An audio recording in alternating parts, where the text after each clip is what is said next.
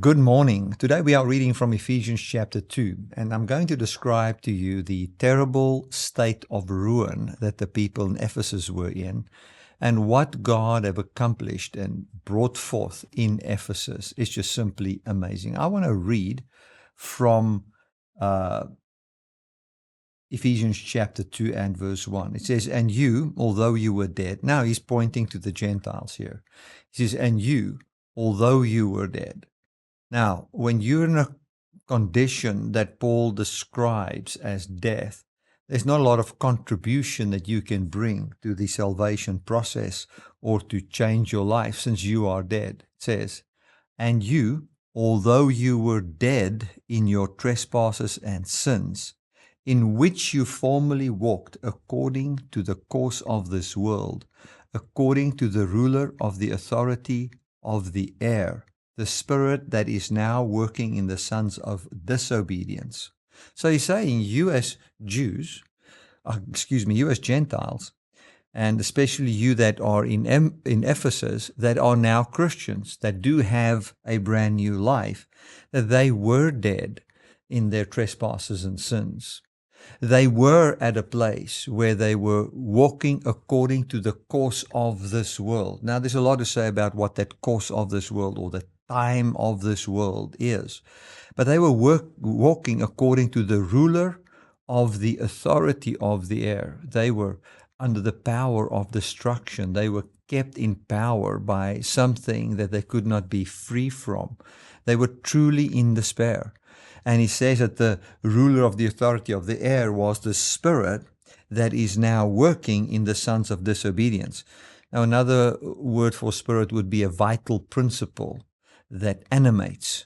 In other words, the force of death that is now working in the sons of disobedience. So he was simply saying to them, if we must use simple words, it says, "And you who were dead on account of the trespasses and sins in which you formerly walked, because you were under the rule of death that is now working in those who don't believe in the Lord." It says here, "among whom also we all formerly lived in the desires of our flesh." Now, when he says here, "amongst whom also we all lived," he's simply saying that him as a Jew and the Jewish people also lived there, so that nobody would think that there were a special people that were set free from these things because in their flesh they were a specific people. He's simply saying that Jew and Gentile were all under the rule of death. Now, let us look at that just a little bit more, because we need to look at the absolute destruction that there is in these people's life. They were dominated by sin. They were conformed to the world. They were under the influence of the Satan and what we would call demonic and devilish power.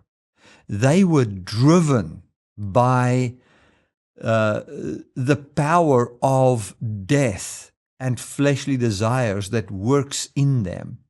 They were enslaved to self-will. Isn't that amazing?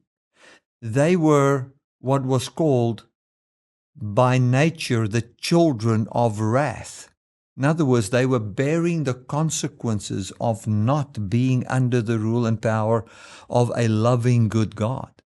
Now, that is a terrible situation that a person can find himself in, a state of ruin, dominated by sin, conformed to the world, under the rule of death itself, driven by the strength of a dying mortal body, enslaved to self-will. They were under the sinful nature of corrupt minds. These people were standing as in what God would say would happen to a person when he's not under or sharing in the life that God freely gives. Now, these people that were in this condition, their lives were changed. It says in verse 4, "But God, being rich in mercy, because of his great love wherewith he loved us." not because of anything anybody did, but because of the great love wherewith he loved us, which was to raise Jesus from the dead and give him as a source of life from where we can live. While we, this is now Jew and Gentile, being dead in trespasses, he made us alive together with Christ, and raised us up together and seated us together in heavenly places in Christ. What is he saying here? He's simply saying that you were under death, which was now the source of your life. Now, if death is the source of your life, you are gradually going backwards into death. But now it says, but God was merciful to us on account of the great love wherewith he loved us, which was to provide a new source of life to us.